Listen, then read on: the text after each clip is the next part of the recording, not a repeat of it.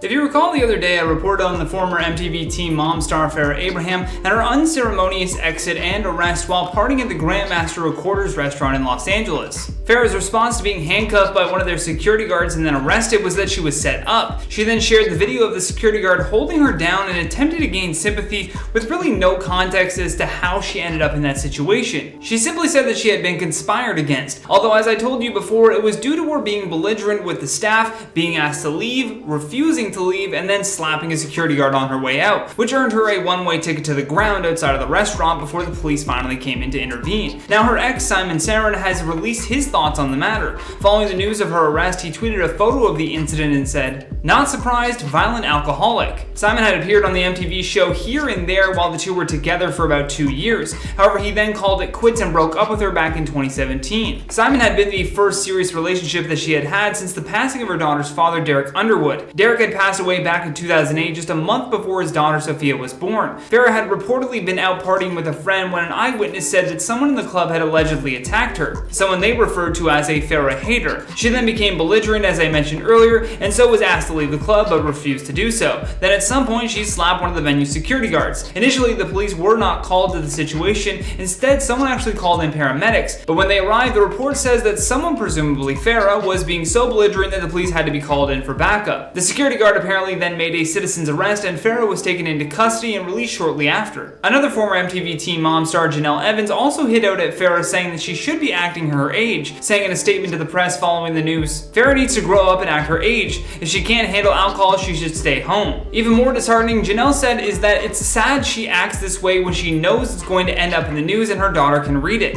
As for the claim that Farrah made about her being set up, she said that if she was set up, then maybe it was best for her to just stay home and drink. Although this isn't the first time that Farrah has found herself in trouble with the law. Back in 2018, she was arrested after she allegedly hit an employee at the Polo Lounge at the Beverly Hills Hotel, resulting in her being banned from the premises. And according to TMZ, Farrah did enter a guilty plea as part of her plea deal following this 2018 arrest, which ended up getting her battery charge dropped, but because she resisted arrest, she was ordered to serve 2 years probation and 5 days of community labor. Plus, she was forced to complete 12 hours of anger management. Now she has an upcoming court hearing for this recent battery arrest in May of 2022.